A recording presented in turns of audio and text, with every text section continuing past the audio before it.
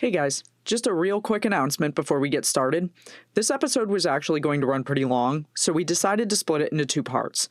Be sure to join us next week as we continue our conversation with Carrie, and we talk to her about some of the ventures that she's taken on since WAAF went off the air. We also hear some really great stories that you aren't going to want to miss. And if you haven't already done so, be sure to hit subscribe or like or follow, whatever button is available to you on the platform that you're watching or listening to this on, so that you don't miss future episodes, like next week's. I guarantee you don't want to miss next week's episode.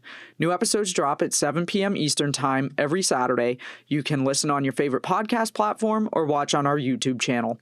With that, let's get right into the show. Welcome back to Distorted Opinions. My name is Kayla, and as always, I'm joined by Matt and Ted. If you've been following the show for a while, you've probably heard us veer off onto one of our many side tangents about our favorite Boston rock station, WAAF, going off the air about a year ago after the frequency was bought by Christian rock station K-Love. And we've talked about needing to dedicate an entire episode to this because there's just so much to talk about. It's really hard to believe that we're already coming up on a year since AAF went off the air. In fact, tomorrow marks the 1-year anniversary. And so we thought now would be the perfect time to discuss this topic. And we're really excited because we have a very special guest joining us for this show. Today, we are joined by former music director and DJ of WAAF, Mistress Carrie. Carrie, welcome to the show. We're excited to have you. Yes. Hey, don't forget, I was the assistant program director, too, for the last year and a half. So don't demote me. I worked hard for that. Sorry. I didn't have it very long, but I earned it, damn it. You did. You had a very long career with AAF. And I know you've also taken on... By the way, thank you. Oh, thank you for making the time. I mean, this is like... Oh. When we first started the concept of putting Distorted Opinions together, I think it was back in April of 2020. We initially in the concept planning would be like, it'd be really cool if we get Mistress Carrie on an episode.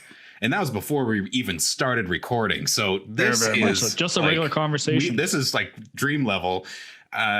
We're done after this. There's no more podcasts. This is the last episode. We've reached the top. That's right. Perfectly fine. All done. God forbid the world blows up tomorrow and we'd have a smile because this is what we wanted. It seriously could happen. Like, oh yeah, true. No, that's true. Oh, geez. So we know that you've taken on a number of other ventures since AAF ended. You've been doing Cocktails in the War Room, which started around the beginning of the pandemic. You've also started doing the Mistress Carrie podcast, and we're going to talk about that a little bit more shortly. But first, let's talk a little bit about AAF and your time with the station and the events that transpired with the station going off of the air. I know you were with AAF for 29 years. Is that what you were saying? Yeah, July 1st of this year would have been my 30th anniversary had it happened. So yeah, I started July 1st, 1991 as an intern when I was in college. And I worked my way up, but I never left. So it was 29 good years. Mm-hmm. That's awesome. And, I know I'm assuming you don't just walk into a radio station and get a show. That's something, unless presumably you're somebody who's kind of established and you've had a show somewhere else that's been successful. I assume that it's one of those deals where you have to work your way up the chain. So how did your role evolve over the years? I know you started as an intern in 91, and by the time you were done, you'd made your way pretty far up the chain. I was the number two. I was the number two. Yeah. Nice. There's a couple different ways obviously radio is changing every day with technology and COVID and everything. But back then, there were a couple different ways to work your way up. You either stay in the same place long enough for them to just promote you because they're sick of looking at your face, or you would be like a journeyman radio person where you would go from station to station to station around the country. And every time you moved, it would be for a better opportunity. There are a lot of people that have had those kinds of careers. Me being at AAF for 29 years and working my way up from an intern to the assistant program director, that is not a normal thing. I was going to say, that seems like it's kind of unusual. Abnormal, yeah. And, when I tell people how long I was there, people know that I was there a long time. And when you say, no, I was there 29 years, they're like, wait, what? Like, yeah, I started when I was 18 and I just never left. And you have to just be willing, especially in that business and in that time, you have to be willing to just work and to have an overactive work ethic to the point where you're borderline psychotic about it. And I've always had an overactive work ethic. And I was so driven to succeed that I was willing to do anything. So from July of 91 to April of 94, I was an intern, and I interned for the production department. I interned for a bunch of the different DJs. I interned for the morning show, and basically just tried to learn everything that I could. And then I was getting ready to graduate with my bachelor's degree in 94. And I applied for a part-time street team position, driving the van, handing out bumper stickers, that kind of stuff. And I was like, if I can just get on the payroll. And I think back then minimum wage was like, I don't know, $3.75 or like $4 an hour or something. And my first day on the payroll was Marathon Monday of 1994. And I was like, oh my God, I've got a paid radio job before I got out of college. Like, it's working. Wow. It's working. And so I was on the street team from April of 94 until April of 98. And in that time, I graduated from college, had to pay my student loans back. Back then, AAF used to use the street team and the interns to like load in the band gear for the shows that we would have, indoor beach parties and all that kind of stuff. So I started learning how to put shows together and started learning how to build sound equipment and rig lights and run cables and all of that kind of stuff. And then it became the same band would come back to town, or the same tech would come back with a different band. And they would be like, we want the purple haired girl. She worked with us last time. She knows what she's doing. And then people started saying, how much is the radio station paying you to do this? And I'd be like, well, we get paid like $4 an hour or whatever it was. And somebody was like, what are you, nuts? Like, you can work for a production company and get paid $10 an hour or whatever, do the same stuff. So I stayed working on the street team, but then I started working as a tech and started, doing corporate convention gigs and other shows. I worked on the crew at the Meadows down in Hartford for a few years. I worked for a staging company. I worked for a couple different labor companies. So, I worked for President Clinton a couple times, built stages for him for some different college commencements in New England that he spoke at. Ran the gamut basically. And always, I'd go on the road for however many weeks, and then I'd come home and have a week off, and I would tell AAF, okay, I'm going to be home for a week. I'll work whatever gigs you need me to work this week. But then I'm going to be gone for, 2 or 3 more weeks or whatever. And when I get back, you guys can put me on the schedule for whatever. So I always kept my foot in the door at the radio station. And then Opie and Anthony were looking for a producer in early 98. And I thought, well, Howard Stern has a female producer. And by this point, I had been at AAF for over 7 years, and I knew how every piece of equipment worked. I knew all about the music. I knew all the DJs. I knew how the studio ran. I knew everything. So I applied to be their producer, and it was a split job. So it was half Opie and Anthony's producer and then half the commercial production director. So actually like putting commercials together for advertisers. And when I applied, I put a demo together of my production skills and stuff. And I had always envisioned that I was going to be a producer like that. That's what I thought my job was going to be. And I didn't get the job because I didn't have the production skills for the commercial production side of the job that they were looking for. But when they listened to my demo, they said, did you ever think about being a DJ yourself? And I laughed and I was like, no, what am I going to do? Like, I'm Carrie and I play songs. Like, it was so ridiculous.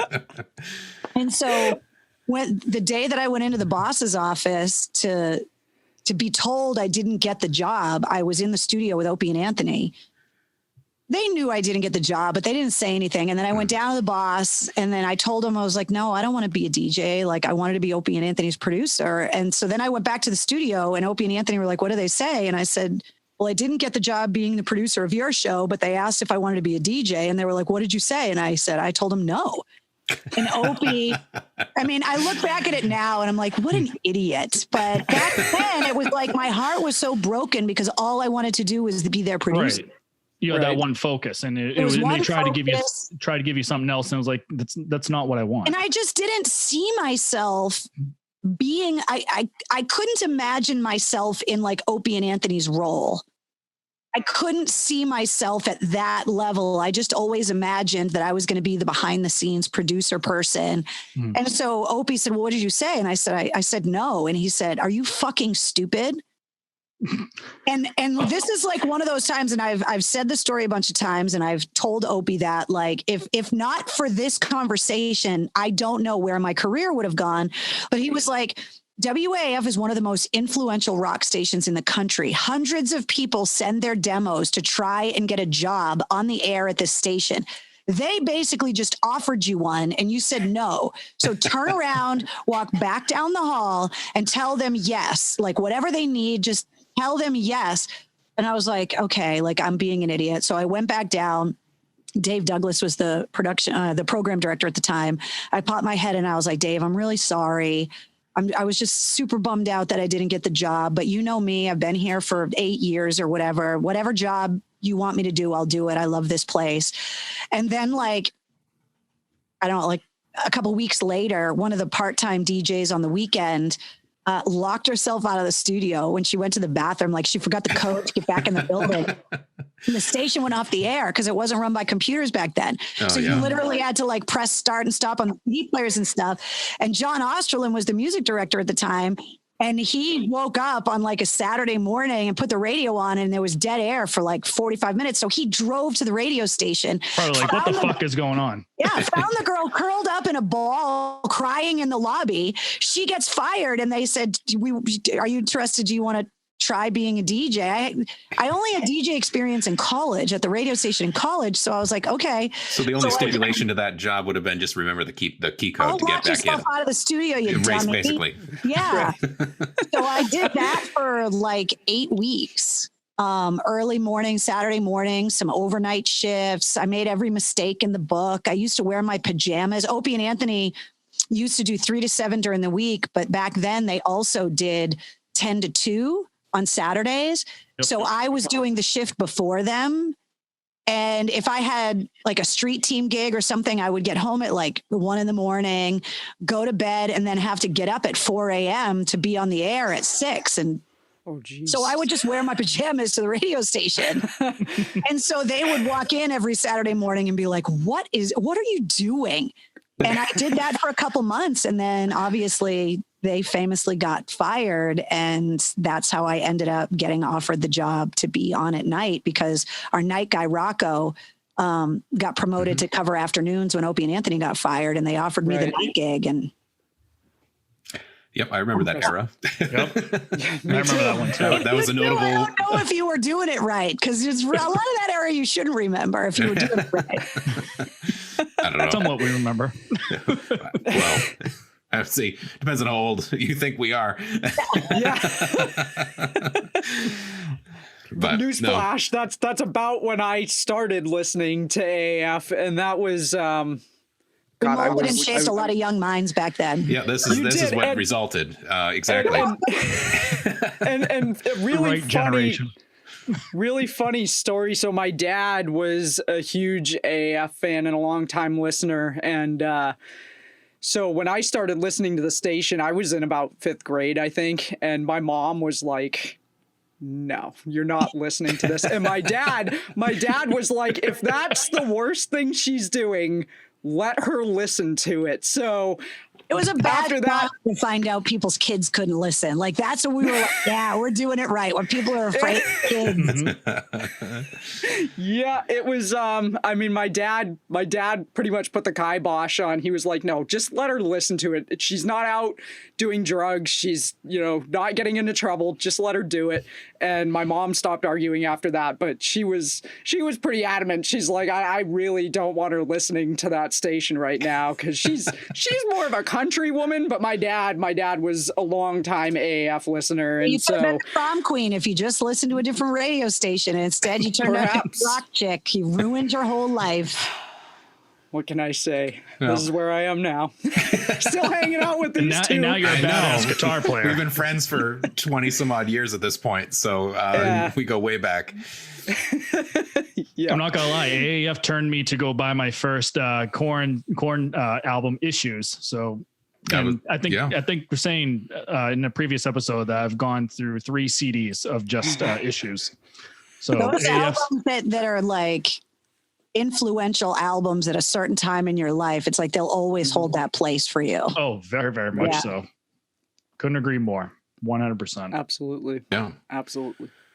So obviously it's kind of an interesting dynamic going back to the experience that you were just talking about and telling AAF that you're going to be away for 3 weeks or, and then still keeping your foot in the door. I'm back. I'll do whatever for 3 weeks. And it seems awesome at the same time that they would just be willing to have you come back. I mean, clearly you were doing a good job because people were requesting you towards the end of that half of that story. But those 3-team jobs were like, that's a part-time job, and everybody else that did that job, everybody had full-time jobs too. You know what I mean? Mm-hmm. So it was like the promotion coordinator and the street team coordinator, it was their job to kind of keep track of everyone's day jobs and schedule to make sure that there was always staff. So I wasn't special in that way that they worked around my real job schedule. That was always part of the gig, is that these street team jobs weren't full time. And they understood that everybody had to pay their bills and that this was a job we did nights and weekends, sometimes during the day if there was a live broadcast or whatever. And back then, the street team, I don't know, there was like maybe 8 or 10 of us. Mm-hmm. And we were like this gang. And so it was like, are you covering that gig? And, if somebody has something come up, some of the guys that were on the street team were like married with kids. And if something was going on and they needed somebody to cover last minute, we were always working around everyone else's schedule to make sure that all of the gigs got covered. So it wasn't out of the ordinary, to be like, hey, I'm going to be away. But when I get back, you can put me on whatever you want. And then when I would be back, someone else would be like, oh, I'm taking my kids skiing for the week. I'm going to be gone. But when I get back, you can put me back on the schedule. Like those promotions jobs, that's just kind of how they are. But it was awesome because, it was a job I always wanted to do. It was always fun and it was always different. You didn't know if you were going to be at a bar, at a concert, at a live broadcast, driving the van around, sticking bumper stickers all over stuff, fist fighting with the BCN guys. I mean, you just didn't know. You didn't know what the day was going to be. It was a lot of fun. Those were good years. I worked really hard and I was juggling. I didn't have just a full-time job. I was kind of self-employed as a roadie. So, I was juggling a lot of jobs simultaneously. At one point I was working as the night manager of the Spencer Gifts. It's at the Natick Mall. It was just like whatever I had to do to pay off my student loans and to make sure that I had money. So, and I did it all without a smartphone. Like I actually had like a little book that I used to write my schedule in so that I knew where I was going to be every day. I look back at it now and I just laugh. Yeah. I mean, we're obviously part of that era. We didn't have smartphones and certainly are very familiar with what that concept actually means. Yep. Definitely it's hard for people to imagine life without them, but we did function. Yeah, we did. Yeah, we did. Well, in the radio station where you actually had to press a button as opposed to letting the computer run it. So, I mean, automation across the board. I think we made that switch in 2000. When we moved so I was at AAF for 4 moves. When I started as an intern, we were in Worcester. And then we moved in I think it was 91, 92 into Westboro. And that's where we were when I started on the air. And then I think it was like late 99 or early 2000, we moved from Westboro to Boston on Huntington Ave. And when we made that move, we went from playing CDs and all of that to an automated system that is called Audio Vault. And that was like the first. So we had to load all the music into the hard drive of the automation system. All the commercials went into the automation system. Mm-hmm. And it seemed like the perfect time to convert when we were moving studios. And then we were automated from there on. I mean, we converted to different automation softwares over the years. But we were on Huntington Ave for like a year waiting for the Guest Street studios to get built. And then when that building got finished on Guest Street, we moved in there. And then we were there until, a couple years ago. And then we moved to the Leo M. Birmingham Parkway studios, which is where we were until we went off the air. Right. Gotcha. So we moved a bunch. It's a hell of a lot easier to move hard drives than it is. Like a box full of CDs. Yeah. And God forbid, they drop that box and it cracks CD. It's like, oh, damn it. Yeah. A hell of a lot easier to move. And it was just, okay, move the computer. Right. Nice. Now, Carrie, you were mentioning that when you were on the street team too, that, you would also assist with bands. So could you recall, maybe the first band being on the street team that you met and helped with, the being a roadie for them? I mean, even when I wasn't on the street team, when I was just an intern, we were helping. There was one indoor beach party, and it was in Marlboro, I think, at like a convention center or something. So this had to have been like early 90s. I would say probably maybe 92, 93. I'm not really sure. And it was, I think Charlie Farron played, Brother Kane played. Trying to think of some of the other bands. Darla Hood, I think, was one of the bands that played. It was like all in that era. Right. And the crowd got so crazy that someone stole one of the toilets out of the men's room. Stole a toilet off the wall at the end of the night, because back then, so for anybody that doesn't Charlie know, Farron take a shit in there? No, it was like somebody that went to the concert. It wasn't one of the bands. It was someone that was like in the crowd, stole a toilet.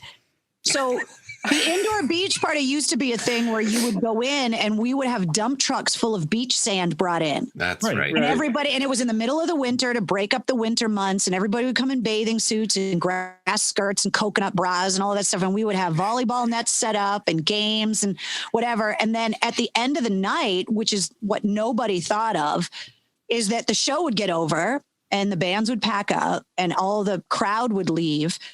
And then we would have to rake out the sand for the debris that was left behind by the mosh pits and all of that stuff.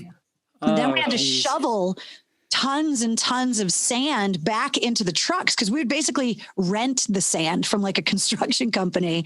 And they wanted their sand back without like earrings and condoms and whatever the hell else you would find. I was going to say that sand must have been awfully gross, because the couple of beach parties that I've attended, definitely, I mean, granted, far less sand because you can't fill the Tsongas Arena, but definitely can imagine some gross. Well, that was the thing. As the beach parties started getting bigger, we had more specifications on what we could, and more importantly, what we couldn't do. And when you're in an ice arena, you can't put sand because it'll ruin the ice underneath. And so when we moved it to something like the Tsongas or whatever, they were like, no sand. And people would get into a mosh pit and they'd start throwing sand. And then it would get all over the equipment. So the sand era was early on. But I remember that one in Marlboro because we were sifting out the sand and it was like 3:00 in the morning. We were exhausted. And somebody from the building came out and was like, how the fuck did they do that? And everybody was like, what? And we went into it was one of the general public men's rooms. And there was literally a toilet removed. It wasn't smashed. Someone stole it. That means they had to bring tools with the intent. But then how do you get it out? Like, it's not something you could tuck under your shirt. Yes. Like, it had to be an inside job. Inside job. They paid the doorman, pay the doorman and say, hey, listen, at the end of the night, I'm going to steal this toilet. Yeah, at an AAF concert. Like, I can't think of anything more disgusting than that. So the question is, did the street team need to pitch in to replace it? We did it. No. No. But like, there were so many. I mean, I remember, a Halloween party, then Typo Negative played, and I had to they wanted after show pizza on the tour bus. And so I had to go out and deliver pizza to Peter Steele's tour bus. Another show that we had a Halloween party at the Lowell, I think it was the Lowell Memorial Auditorium. Mm-hmm. And it was I Mother Earth, My Sister's Machine, the Mighty Mighty Boss Tones. Trying to think, I think maybe Candlebox played it. And the Mighty Mighty Boss Tones like told everybody to like rip the seats out of the theater. Like this is like a theater, like an old theater, and they were like ripping the seats out. And we meaning AAF had rented the sound equipment, and Dickie had like thrown a microphone down and like smashed it. And it was like $1,000 microphone. And like, I remembered, and this was when I was an intern. So this had to have been like Halloween 92 or something. And I remember like the radio station bosses screaming at the band's bosses because the people from the theater were pissed that the chairs got ripped out. And then the sound guy was mad that the microphone got smashed. It was like all of the stories that you've ever heard about WAAF in its heyday. If you're questioning whether it was ever real, I can tell you without even hearing the story that it was real. And most of the time, your story isn't even as bad as it really was. Those shows were crazy. So, ladies and gentlemen, if anyone's listened to this episode, let that just be confirmed that anything that you know is probably just the PG version of what Carrie just meant. Of what I you got my think. nose broken. Yeah, I was on the street team trying to keep somebody from stealing like one of the AAF like banners. They were like nylon embroidered, like a really nice like flag. Yeah. And somebody tried to steal one, and I had like all my roadie gear on, so I went over to try and keep the guy from stealing it, ripping it. Yep. Yeah, and it was like this drunk dude and all his buddies, and here comes the purple-haired girl. It's like, you're not stealing that, and I grabbed it and wrapped my arm around it so that he couldn't just pull it away from me. And that motherfucker punched me in the face. Oh man. Whoa, wow. A, he got his ass kicked. B, he didn't get the banner. And C, what was really funny is that the bosses saw it happen, like the AAF bosses, who were all in the VIP area. Because if you thought the crowd was crazy, the backstage area at the AAF shows was even worse.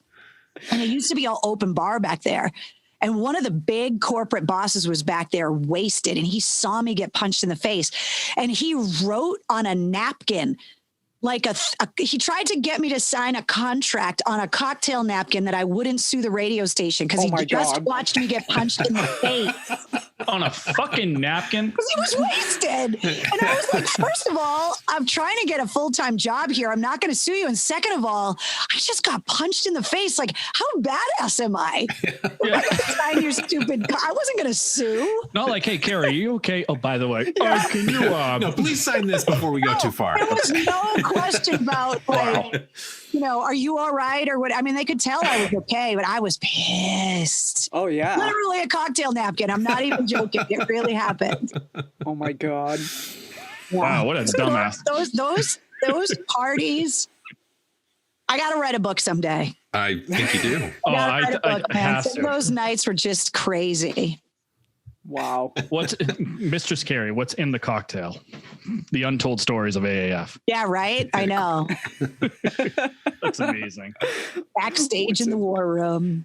Ooh. Oh my goodness. Yeah, there were some good times. And the thing is that I don't even remember half the details anymore. But when a bunch of us that used to work together get together. Mm-hmm. Like a couple years ago, one of the guys that used to work in our promotions department, he was our marketing director for a long time. He had a Super Bowl party and invited all old AAF people to come to the house. And we weren't even watching the game. We were standing around the kitchen, just like joking about all the dumb shit that we did. Like, the guy that used to drive the rock bus, his name was Otto, like the bus driver on The Simpsons. That was his real name. Too perfect. And so we just and so when you get a bunch of us together, we can usually fill in all the gaps in amongst all of us. And so that's what we did a couple years ago for the Super Bowl, is that we just stood around all day and just filled in the gaps. It was fun. That's actually puzzle. The great part. Certainly something that we're familiar with because we've been friends for so long. We've been through so many different, events together, and certainly Matt will remember something that I completely forgot, and vice versa. So that definitely, it was like, I forgot I did that. Yeah, there's always somebody in the room that was the most sober, not necessarily totally sober, but more sober than everyone else. Right. And that person can usually be counted on to fill in some of the details. Oh, yep. That's awesome. Awesome. So moving forward, and basically as where this particular podcast episode is being released, the finale, I would say, of AAF, obviously a shock across the board. And actually, I will mention that when the station was going off that night, that up till midnight, when that switchover happened, I went out to my car, sat in my car, 26 degrees, because I filmed the screen of my car dash, so it read AAF, and I recorded the last 10 minutes and of this airing of the station there, and I rewatched that earlier today, and forgot how emotional all of that was. And I understand. I mean, it's been a year since I've revisited that particular recording, but obviously a loss for you as a career and a station that you love, but as a listener and all of us that were big fans, it was definitely, I think, a very nice send off. I think you guys did a fantastic job, is the best way it could go out.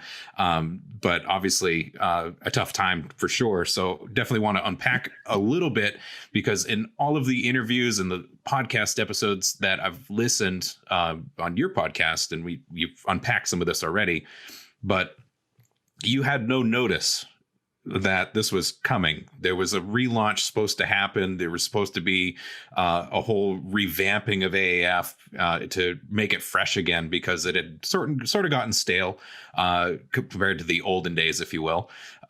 So kind of talk through some of that era and in the last couple of weeks, I suppose. Well, the first thing I want to say is that I also understand what it's like to lose the station as a listener, because I grew up listening to it. So every memory I have of like high school, listening to the radio, taping the songs off the radio, going to concerts and hoping to get those commemorative bumper stickers, I was the kid, all of my early musical memories have AAF associated with them long before I worked there. So, I've said to people, it almost would have been easier for me to just get fired, but to have the thing that I loved still exist, rather than to have it all be gone. Yeah, because mourning the loss of something that literally, for as long as I can remember, has just always been part of the fabric of my life, and music is such an important part of my life, and AAF is so directly correlated to that it was crushing to me. And a lot of things were happening at AAF for the last couple years that I think a lot of the audience really didn't know. The radio station had made some changes format wise. Some of it was, there were some dark times in rock radio where there wasn't a lot of great music coming out. And so it's like you're trying to figure out how to take a station when you're so dependent on great new music, and then there's not a lot of great new music coming out. Anytime you change management, there's always, you get a new boss, and that boss always wants to kind of come in and put their stamp on things. And they also get hired for that job based on what the company thinks needs to be fixed. And so we had a couple of general managers that had come in that were very strong in their sales background. And, part of, you're fighting your own success, right? So the Hillman Morning Show was always extremely successful, but that wasn't representative of the entire radio station. They didn't play music. There was a ton of people on the show, and they talked about everything, TV, sports, politics, whatever it was. And then there was the rest of the radio station that was very music centric. And we had a couple of big bosses that thought, what if we tried to make all of AAF more like the morning show? Because the morning show seems to be doing really well. And so they, we would always ride this wave of, okay, well, the ratings are really good, so we want you guys to talk more. And then a month later, it would be, all right, we want you guys to play more music. And then we're going to play more new music. And then when the well kind of dried up of like good new rock music, we started playing more classic stuff. And so there was always this ebbing and flowing based on what they thought the audience would want. And at the same time, the technology with how those ratings got generated started to change. And it went from an old way where they would pay someone to write down in what they called a diary of what you listen to what they do now, which is they vet people to wear what they call a personal people meter, or PPM, that detects what you're listening to. It's still not a perfect system, but if you were a diehard AAF fan, you would just write in the diary that you just listened to AAF all day, which we loved, but it might not be true. You could have gotten out of the car and gone to the dentist. And while you're in the lobby of the dentist, you were listening to the classic the classical music station. You never would have written that down in the diary, but you did in fact listen to it. And so the other thing with People Meter is that you would get ratings a lot more often. In the diary way, you would get ratings 4 times a year. With People Meter, you could get ratings every week, every month, every 3 months. And they would always be like a few weeks delayed because it took them a couple weeks to get the meters in and to crunch all of the numbers and stuff. So there was a lot more manual shifting adjustments based on the ratings in real time that we were dealing with in more recent memory than we were, in 98, 99, 2000, in that era of AAF because of how they calculate the ratings. And I bring it up because nothing in the industry happens in a vacuum. You know what I mean? It's like these things, these decisions, the manual shifting, it's all happening because of a bunch of external forces with technology and everything. So those bosses, thought, all right, well, the morning show seems to be, really attracting, they're transcending the format, meaning there would people that would just listen to the morning show and then at 10 o'clock would go away. And you don't have any idea as to why they're going away. Is it because they can't hear the station in the building? Is it because they don't like the music? Like whatever it is. So in the last few years that we were on the air, long story short, they had started building AAF to be more talk and less about the music. And so when they moved me from afternoons to middays, moved Mike Shue to be part of the morning show, put the Maddie and Nick show on, they started putting the Men's Room, which was a syndicated talk show from Seattle, on at night. They made all of those changes because they thought they were going to slowly transition WAAF into a more talk lifestyle, still kind of a rock station, but definitely focusing more on the talk. Yeah. And when they did that, it didn't work. And the ratings started to reflect that. And the boss that really they were having meetings about changing the logos. Like the iconic AAF call letters, they were going to change the logo and try to revamp the radio station. And while this was all going on, there was this massive $1 billion merger between the company that owned us, Entercom, and CBS Radio. And in Boston, when they merged, they were going to own too many radio stations. So they knew they were going to have to sell some stations off. And so while we're dealing with the old bosses and this talk format that wasn't really working and this merger, all of these things were kind of happening all at once. And that was just at AAF. Downstairs at our sports station, WEEI was having a lot of drama with their morning show. And so when that started happening, they started trying to figure out what they were going to do to change and fix, quote unquote, fix what was going on at WEEI. And so the logical step was to take Hillman from AAF and put him on. Over there. And so before they made that decision, we got a new program director who was the PD that was in the studio with us the night that we went off the air, Joe Calgaro, who's a rock guy through and through. He relocated his family from Milwaukee to take this dream job at AAF. When he got here, he promoted me from the music director to the assistant program director. And he and I worked in tandem to build this new vision of WAAF. And so when they when they moved Hillman, there were a lot of rumors that, AAF is fucked because they took Hillman. And Joe and I were in the background going, no, we're going to make AAF a rock station, live, local, balls out, the way that AAF used to be. And it's going to be lean and it's going to be mean because we're not going to have Hillman morning show budget. Mm-hmm. So there's not a ton of money to work with, but we're going to take a bunch of really music passionate people and we're going to break bands again, and we're going to do crazy things again. And we're just going to be that rock lifestyle, unapologetic, no more talk, no more syndicated stuff.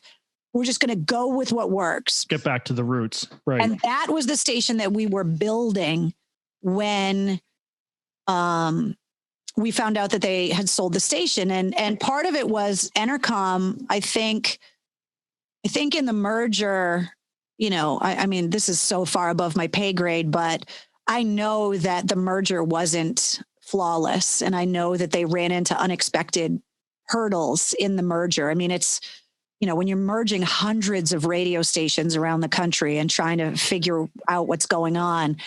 And I think it was a perfect storm that they hadn't put all the resources into relaunching the new WAAF yet.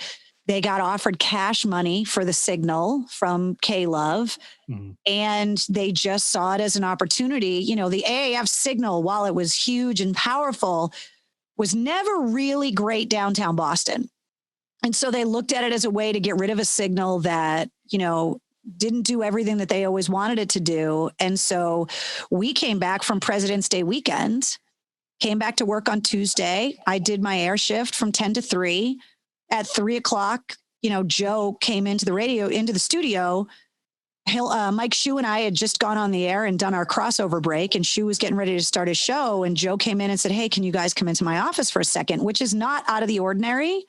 Because Mike Shue and I and Joe were like the three musketeers with the rebuilding of WAAF. This idea, this rebranding. So it wasn't out of the ordinary that Joe would call us into the office for a couple minutes and say, "Hey, what do you think about this?" or whatever. And so as I was walking into the office, I'm turning the corner. I was like, "Whatever happened, I didn't do it." Joking. And then I looked at Joe's face, and he was just white. And when I turned the corner and saw Mark Hannon, the general manager, in the office, I was like, "You're like, shit." Yeah. And originally I thought that I was just getting fired. And then I was like, but Shue's in here. So are he and I both getting fired? I never in a million years, if you had a gun to my head, would have believed that they would have sold the station off. And, the four of us in that room were the four people that had worked so hard. Mark Hannon, our GM, was such a believer in AAF because he used to be the program director and the general manager no, he wasn't the program director. He was the general manager for BCN. So we used to compete against him. Yeah. So there's nobody that understands how powerful your brand can be than the person who used to compete against you. So he was such a believer in what we did, even though it wasn't traditional, that the four of us were just in a state of disbelief. And so we decided to, Mike Shue came off the air that day. The press release went out at 5:00. They said, "We're going to pull you guys off the air tomorrow," meaning the Wednesday, "but we want you guys in the office all day because we need to figure out what we're going to do for the last 2 days." Normally with a radio station, you don't get to say goodbye. Right. Especially a station like AAF, where they would trust us to go on the air, because there's a fear that we would just go on the air and motherfuck everybody and swear and try to get the station shut down and the FCC involved in whatever. Right. And Mark Hannon had to go to corporate and be like, you need to let this station be sent off properly. And he put his balls on the block and put the faith and trust in us that we wouldn't screw him over it. And that is a gift. The night that we went off the air, right after midnight, Mark came into the studio and I was hysterical. And I just hugged him and I said, "You will never, ever know how grateful I am for the gift that you just gave me.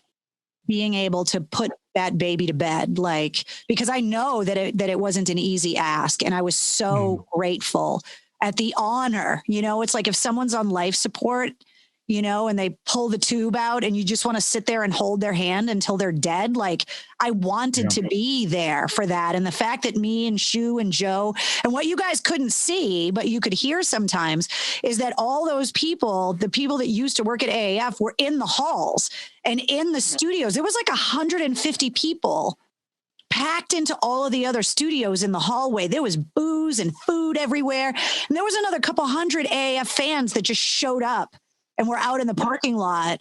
So there were all of these people around, but at the very end, we had kind of kicked everybody out of the on-air studio so that we could just have those last few minutes with just us. And with just you guys, yeah. Yeah. And I haven't listened to the audio since it happened. So I'm going off of a year-old memory here. I haven't been able to bring myself to listen to it again yet. Yeah, I mean, definitely, to what, Ted was mentioning about, being that advocated, listener, that dedicated listener. I was one of those people too, sitting in the car and, from the last seconds when it switched over, it literally felt like, someone died. It literally felt like it's now childhood's gone. And honestly, I tried shutting the radio off, putting it back on and be like, oh no, it's just a fluke, and continuously doing it. And for the first week, my preset, always number one, it was always something different. And finally, it wasn't until, that week, that Saturday, that a week afterwards that, I had to force myself to change that preset. And I tell you that I still haven't done that.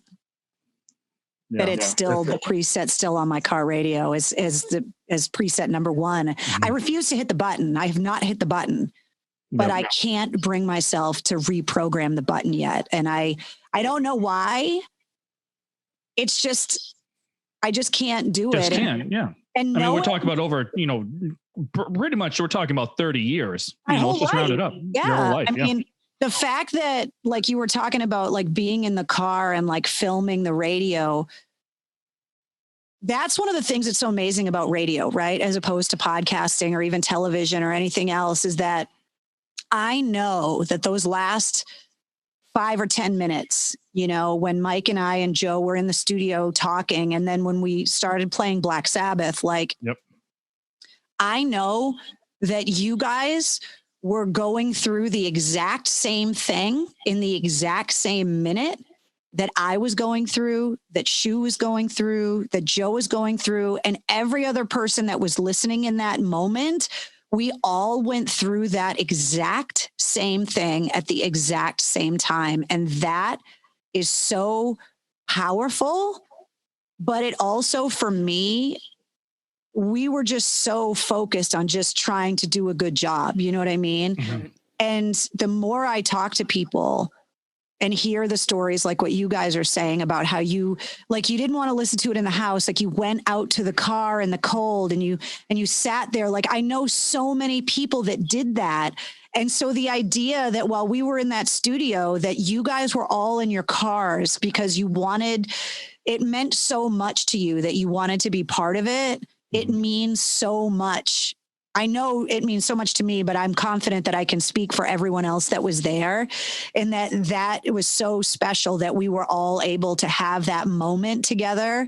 And that's why I hugged Mark, the general manager, because I knew how powerful that moment was, not just for us, but that closure needed to happen with the audience, that the audience deserved that honorable send-off, and to have it and to be able to do it.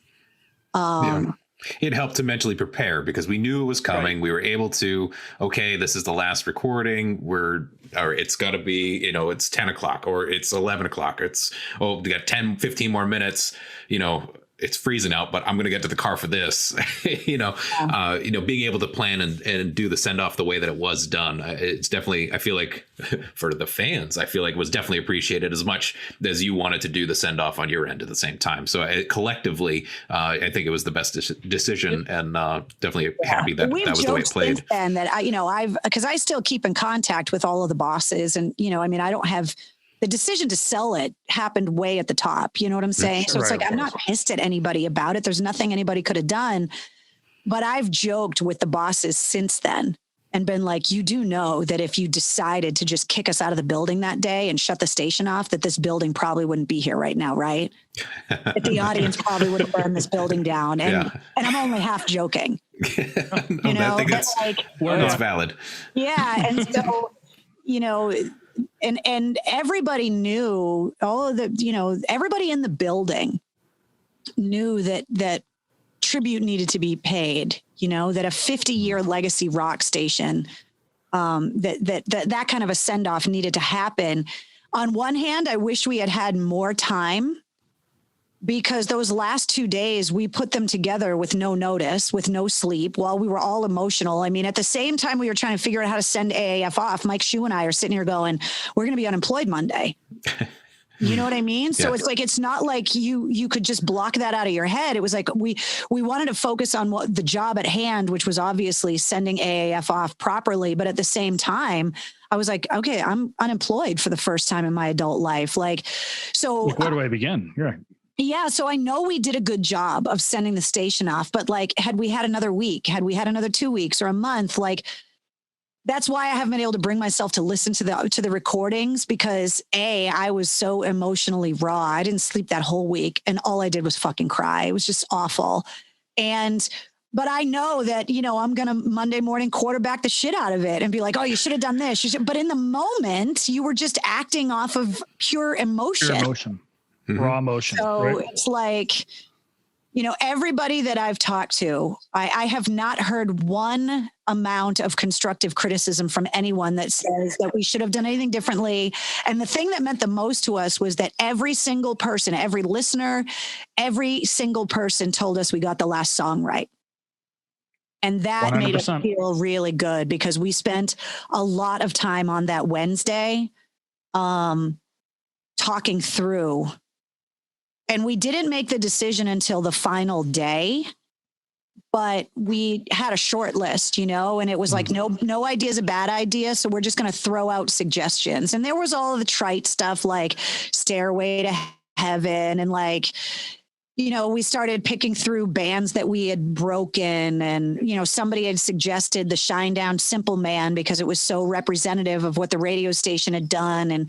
But when we really started making arguments off of what made the most sense, once we decided on the Black Sabbath, it just, the symbolism of it, that it had come out just 6 weeks before AAF went on the air 50 years ago, that it was satanic as fuck, you know, that we wanted to pollute the signal as much as we could to Satan before we flipped it over. Which I thought was hilarious and the best decision. Yeah, like we thought about all of that. And Mike Shue and Joe Calgaro, the program director, and I were all such huge music fans that if another radio station had gone off the air, the three of us would have been the catty bitches around a table criticizing the choice that another radio station would have chosen, because it's like, it meant that much to us. So we were like, we can't disappoint the fans. We can't fuck it up. Yeah. And we went back and forth about a lot of things. I mean, you know, Slayer, Rain and Blood, Marilyn Manson was suggested, Korn. I mean, we made a list of like every band that we helped to break, and it was a long list. Mm-hmm. And the fact that Ozzy had a new album that came out in 2020, and that his debut album came out 6 weeks before AAF signed on the air, that it was like he maintained this career for the entire era of WA. It just made so much sense. Yeah. And I think we solidified the decision, I think around like 5:00 Friday night. And it was so just, we're gonna go with this. Then this is the final decision. And Joe called Mike Shue and I into his office, and it was just the three of us. And he closed the door and he said, we need to make this call. Are we all in agreement? And all of us were like, yeah, but we didn't tell anybody what it was going to be, because we wanted everybody to be, we didn't want it to get out on social media. We didn't we wanted everyone to experience the very beginning of the song with the rain. It's like, we wanted everybody to have that moment at the same time. And so the fact that we were able to keep the secret while everybody was online and on the text line, like guessing of what it should be, there were very few people that guessed the right answer. And that was also really cool that we surprised everyone. Carrie, I have to say, it was 100% the perfect send off. That makes me happy. Yeah. It's, absolutely. I think, the symbolism behind, us and fans that were in the car could probably be best represented as a second home.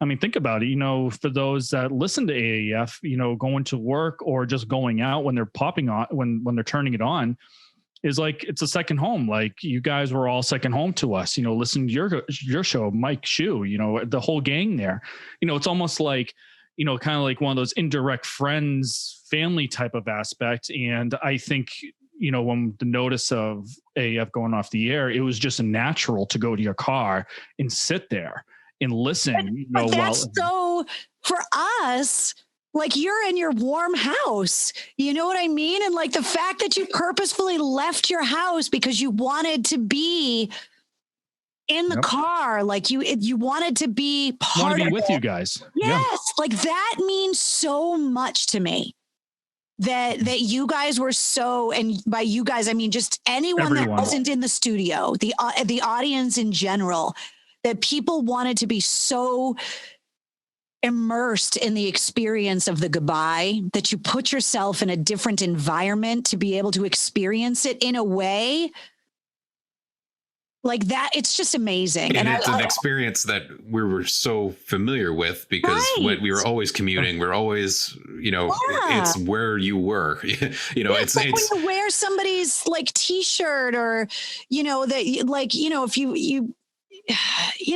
you don't have your dad anymore, but you have his old work gloves and you go out to work in the garage and you put your dad's work gloves on because it reminds him of him. And like, it's that sentimental.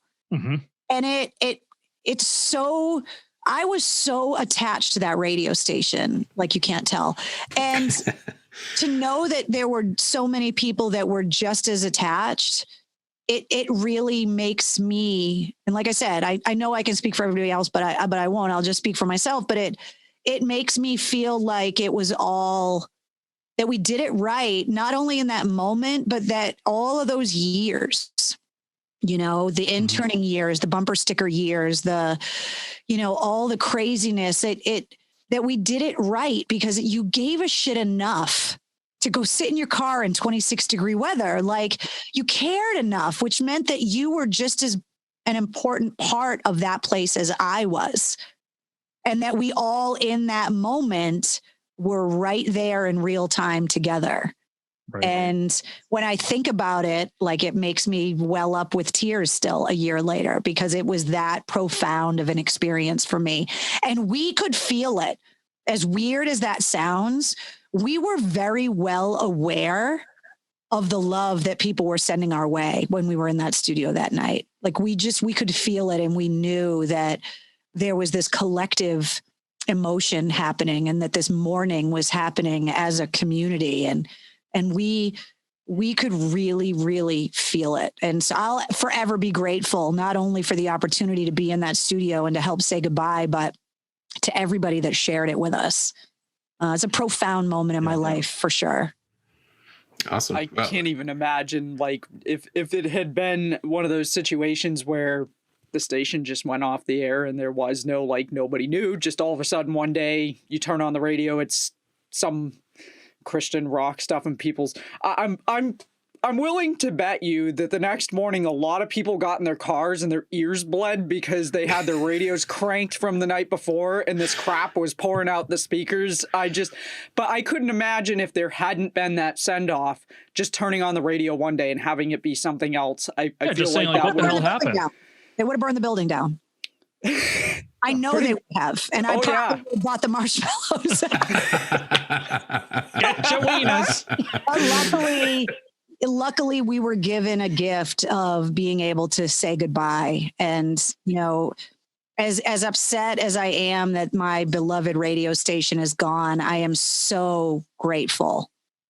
Not only for all of the years that I was there, but also to be able to get this amazing. I mean, within the industry, people couldn't believe they were letting us say goodbye. They couldn't believe it. Yeah, as you were saying, it was it's abnormal in the radio world. It never happens because there's so much of a trust there that, you know, you would go on the air and break all of the rules. You know what I mean? And that could cost millions of dollars to the company in fines.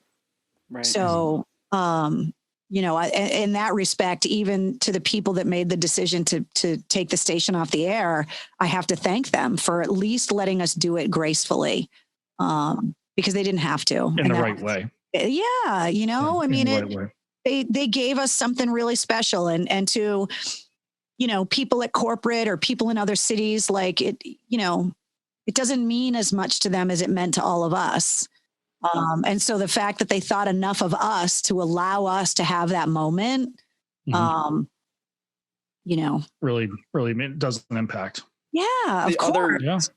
The other really awesome thing about that too was that you guys brought back a lot of the DJs and the people who were involved with the station over the years to be a part of the farewell over the last 2 days. And I heard a lot of people during those 2 days that brought back a lot of memories for me from having heard them when I was a kid listening to the station. And so I really enjoyed getting to hear from all those people as well, and getting to hear some of the stories that they shared. And so you're not going to hear any constructive criticism, because I don't think there's anything anybody can say that would be negative about that. I think you guys did, in a very bizarre situation, you did a phenomenal job of bringing a lot of people together and sending the station off in a really positive way. And to this day, hearing Black Sabbath, that's all I can think of when that song comes on, is that those final moments of AAF being on the air. And that song really forever changed for people that experienced that moment. And,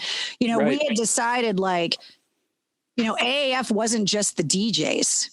There were a lot of people behind the scenes that made that station happen. The engineers, the promotions people, the accountants. I mean, if you worked at AAF, it was something that you proudly wore on your chest, you know? And so when we started talking about what we wanted to do, we of course wanted to give a lot of the bands the opportunity to say goodbye, but we also wanted the audience to understand the community of people over the years that it took to build that station. And so we wanted to make sure that everybody had a chance. And so, you know, the last day, you know, we had reached out to a lot of the old employees, the old street teamers, some of the old DJs, just anybody we could get our hands on. And we were like, look, you know, don't come to the radio station till after 5 o'clock. So we didn't want anybody at corporate, because it was a Friday. We didn't want to give anybody a chance to pull the plug early. But we said, you know, bring food, bring booze, whatever. And when people started arriving, there was a sign-up sheet. And one of the current street team people was signing, and we told everybody, like, you're getting 5 minutes. Don't ask for any more, because there's too many people to let anybody go. And so what we did was we back-timed everything. So we were like, okay, well, the Sabbath song is 6 minutes. We know the station goes dead at midnight, so we got to give the 6 minutes for the song. We back-timed everything. We made the agreement that the last talk break was just going to be Mike Shue and Joe and I, because we were the three musketeers at the end, and that we deserve to have that last send-off. Yeah. And then we just started back timing it all. And we just told everybody, we're going to bring, you know, everybody in groups, and we're going to give everybody a chance to give their confession of the crazy story from your time at AAF. And then that's going to be your moment. And we were also, you know, super strict with everybody. And we were like, don't fuck this up for us. You know what I mean? Like, don't get drunk and think you're going to come on the air and start swearing, because at any time they'll come in here and pull the plug. And please don't keep us from being able to be on the air at midnight. Like, don't steal that away from us. And everybody was so grateful that they were like, wait, you're going to let me go on the air on AAF's last day? Like, people that hadn't worked at the station in 15 years. And I'm not talking old DJs. I'm talking guys that used to drive the van. I'm talking about accountants and engineers and all the behind the scenes people, the interns. Were like, wait, you're going to let us be part of this? And we were like, but you are already part of it. You helped to build this place. You deserve to be able to say bye. We're just telling you ahead of time, like, don't make us shut your mic off. Don't be selfish with the time. There's a lot of people and everybody was so amazing. and we organized it and people in groups, and they came in and then left. And so we wanted it to be more than just the bands, and obviously more than just us. And then we were trying to find time to open up the phone lines because all the listeners wanted to be able to get on the air with us too. And it was like, I mean, we could have said goodbye for weeks and still not had enough time, but it was really special. And we really wanted everybody to understand that there was a whole army of people behind those call letters. That logo stands for a lot more than just the DJs. It's right. A community of people. And we wanted to make sure that those people were able to pay tribute and to be able to be a part of, to work at AAF, you had to be passionate about it. Nothing was ever easy. 100%. Yeah. So it makes me happy that everybody was happy, but it also ruined a song I love too. Cause it's like that song makes me cry. Yeah. Oh, so now it's just like Stain. That's just like I can think of, man. It's the last day. Yeah. It's just, I hear that song and I'm like, oh man. Not to say that the song is also the same name as the band too. So yeah. It's a constant reminder. And the album. So yeah. It's just, it's like get hit 3 times. I know. And but at the same time though, like I love that there's that intangible, like that my brain is so wired to that song with that moment, it's like, that's what I think one of the things that makes music so amazing is that you tie it so closely to a memory. It's like Absolutely. You remember where you were, like for the rest of you guys' life, when you hear that song, that's what you're going to think of. That's powerful. Yep. Yeah, that's powerful. I mean, completely off topic, Skin Dread, when they were at the indoor beach party, never heard of them. That was phenomenal. And I only think of the indoor beach party when I hear Skin Dread. That's the beauty of music, and like some people would always say, like, why do you play these same songs? Or like, how many times do I have to hear Sweet Child of Mine or like whatever? And what I would always say to people is like the people that request it are requesting it because that song means something to them. And that memory is what they're keeping alive by requesting that song, that all of those songs are attached to something in your life that's profound. Mm-hmm. And that's the beauty of playing those old songs over and over. And I would tell people, like, come answer the phones. We'd play AC/DC. 5 minutes after the song was over, somebody would call and want to hear AC/DC. Like, just come answer the phones, guys. Yep. You hear requests for the same shit over and over again. And it's because people love it. And they love it because it's attached to their life in a way that nothing else could be. Right. And it could be at that time too, that, when they started becoming, AAF fans, that, that was probably just like what you were saying. There's a piece of music that just sticks with them. And maybe that's the first time that they turned on 107.3 and it could be Master of Puppets. And now all they think of is AAF is Master of Puppets, and that's what they want to consistently hear, especially if they haven't heard in a while. But like, hey, I'm going to call them to the radio. Yeah. Actually, play that song for me. All that Stone Temple Pilots that you used to play, studio stuff or any of it. I never needed to buy the music because I always heard it on AAF, but now it's off the air. I am feeling inclined to buy it because I haven't heard it in such a long time. So, I don't understand people that don't mark the milestones in their life with music. Oh yeah. I don't understand people like that. And not all people are like that, but I think that a lot of the AAF community, it's like we were all part of that community because of our love of music at the end of the day. And it's like, music is so attached to all of my memories throughout my life that I just can't imagine not being that way. Right. Yeah, absolutely. But there are people like that. Yeah. I just think they're weird. Yeah. I would agree. Yeah. No, I'm kidding. Yeah. We find out later that one of our friends is. Who knows? All right. Anyway. All right, guys. I think we're actually going to wrap this episode here and split this into 2 parts. And next week, we will resume our conversation with Carrie and talk to her some more about some of the ventures that she's taken on since AAF went off the air. So we hope you'll join us then. And thanks for tuning in. We'll see you next week. All of the bands that have been inspired because of this band and this album, to everybody that has called us, every band we've ever played, every employee we've ever had, everybody that's ever listened to this radio station, this is for you. We love you. We love you so much. And thank you. Thank you for everything. And one last time, baby, wherever you are, roll your windows down. Crank it up! AAF!